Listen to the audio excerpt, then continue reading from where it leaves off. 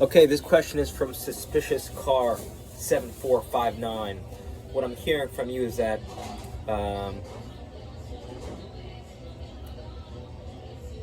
that the players aren't following your tactical strategy, and maybe some of them are more advanced than others, right? So some are more beginners compared to some who are mediocre, right? This is a U16 team. The first thing that comes to mind is that regardless of the formation that you're playing,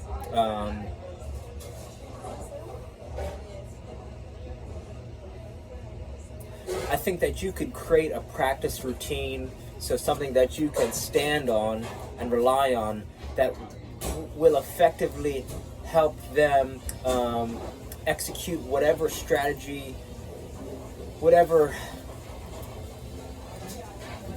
strategy that you choose. It's going to give them it's going to help them develop the fundamentals.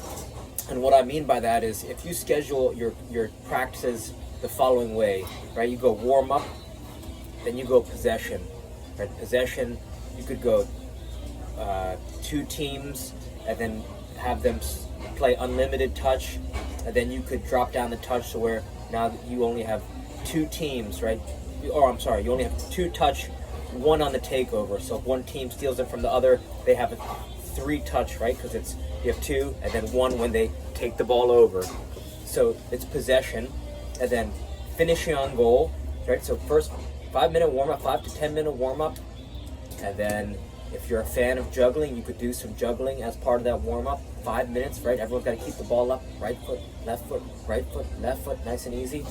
Then possession, right? And then from possession, you do finishing on goal. So it's called Slotsville. If you want to know what Slotsville looks like, playing 10 minutes of, you do 10 minutes of Slotsville, search Mark Cintron goal versus Spain, right? I played with this player when my coach Doug Nevins was coaching us, and this is Mark Cintron's goal is exactly what Doug Nevins would have us practice every practice session. So it's hard, low, driven balls on the ground in the side netting, right? That's Slotsville. So you want 10 minutes of finishing on goal, and then you could do some volleys. So everyone lines up with a ball. You're facing the goal, they're facing you, and you're a bit higher than the 18. You throw the ball over their head, they turn around, and a quick one-time volley, finish on goal, right? Nice and easy. So 10 minutes, you could do 10 minutes of Slotsville, 5 minutes volleys, and then you do crossing and finishing, right? Two crossing lines, alternating crossing lines, then 2 center lines, and you're starting these lines close to the halfway line, right? So then it's alternating your right and your left serving line. That's where all the balls are. And then your striker lines, right? They're kind of parallel with each end point of where the center arc is, right? Because you have the field, and then you have the half line, and then you have that center arc. So they're kind of starting, the 2 attacking lines are starting right here, and then the crossing lines are starting a little bit deeper. So the crossing lines have a little bit of a head start, right? So your attacking lines, they're crisscrossing, everyone's rotating, right? And if you don't have a backstop behind your goal, like a netting or a natural backstop of whatever, you might have to reset your crossing lines every 5 to 10 minutes to restock your balls, unless you have this crazy surplus of balls.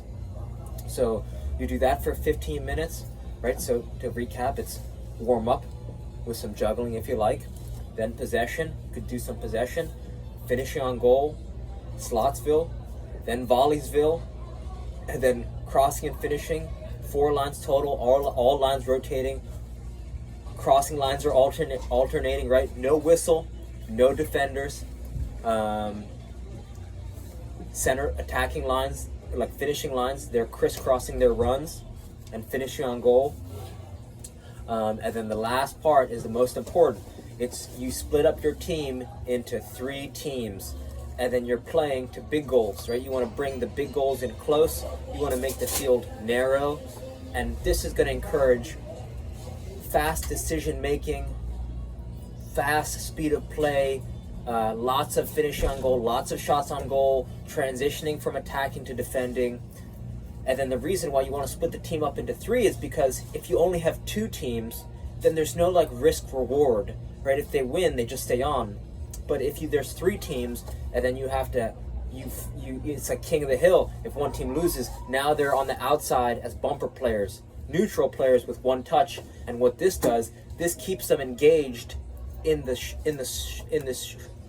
game you're playing, right? So instead of just having a team sitting out twiddling their thumbs, they're actively helping whatever team passes them the ball because, right, they want to play, right? Most players who love playing will friggin' kill to not be sitting out on the sideline as a neutral player, so they're going to be very tuned in, right? So if you follow this practice routine, I think they're gonna be able to execute your formation more effectively, because what this practice routine replicates is the fundamentals and the essentials of what every team needs to do well in order to succeed, right? You gotta possess the ball, you gotta keep possession, finish on goal, volley on goal, cross and finish on goal, or you gotta attack and defend effectively, right? So it's very much mimics the most important parts of the game in fun ways that a team will really respond to. And then the next thing that's going to happen is that they're going to start to look forward to this format, since it's almost a bit of a routine, and you could introduce a little variation in your possession game. So you could start to do 3 different teams if you got pennies or enough colors to do it. So almost 3 teams, split the team up into 3 if you got even numbers. And you could do, it's like monkey in the middle. Same thing, limit the touch possession. And then so, it's like green in the middle, no reds in the middle now, blue loses the ball, or skins lose the ball, right? So it's keeping a team in the middle, and the 2 other teams have to play against them. There's always one team in the middle. A third possession game you could play is you put short cones on the field, and to score points, your team has to play through their own teammate to score a point. So what this is going to do is encourage effective movement of the ball, because a defender is going to come try to protect a gate. So then it's recognizing the pressure and then shifting the ball to a gate that's open and scoring more points, right? So this is another effective possession game that you can play. I wouldn't take any water breaks. I would let them take each thing. There's kind of a flow to this training session that's very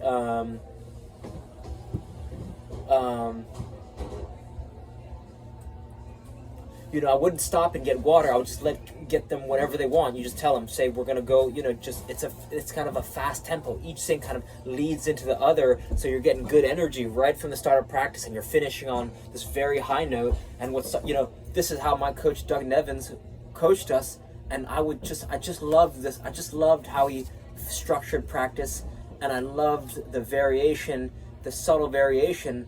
And we always knew that we were going to play at the end, and then we weren't sure what possession game we were going to play, but we were going to play possession, and I just loved the style of the practice routine.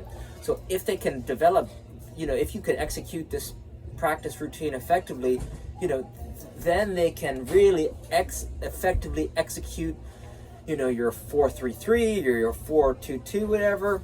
I think we actually played 4-3-3, and I found that very easy to understand defensively our shape and offensively our shape.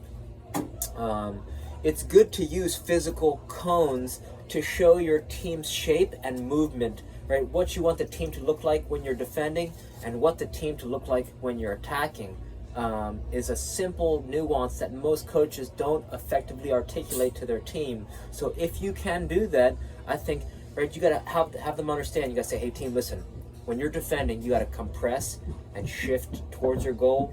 When you're attacking, you want to expand and shift to their goal. You want to open up passing lanes. You want to open up attacking lanes.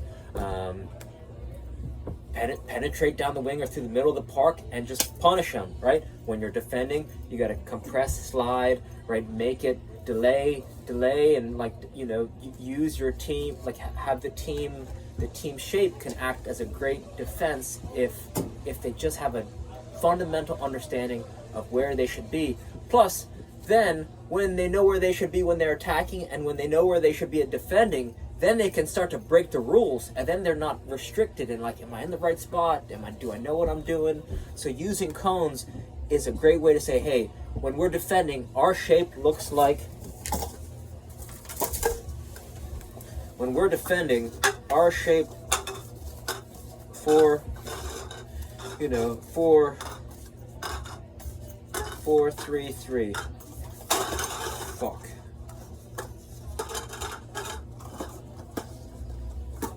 Right, you say when we're defending, right, you want to bring, you know, everyone's kind of in tight, right? Can you see that? And then when we're attacking, right, then it's bam, right, bam. Everyone's expands, right, expands.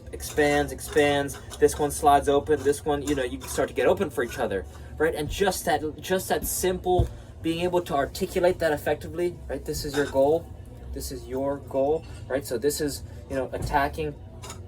You have to show them, because it's, right, the difference between showing players and then whether they're X's and O's and shit on a chalkboard or on a whiteboard with a marker.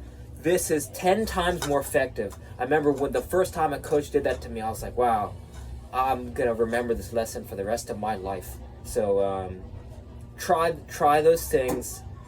Reach out with any questions, and I hope this helps. So thank you for your time. All right.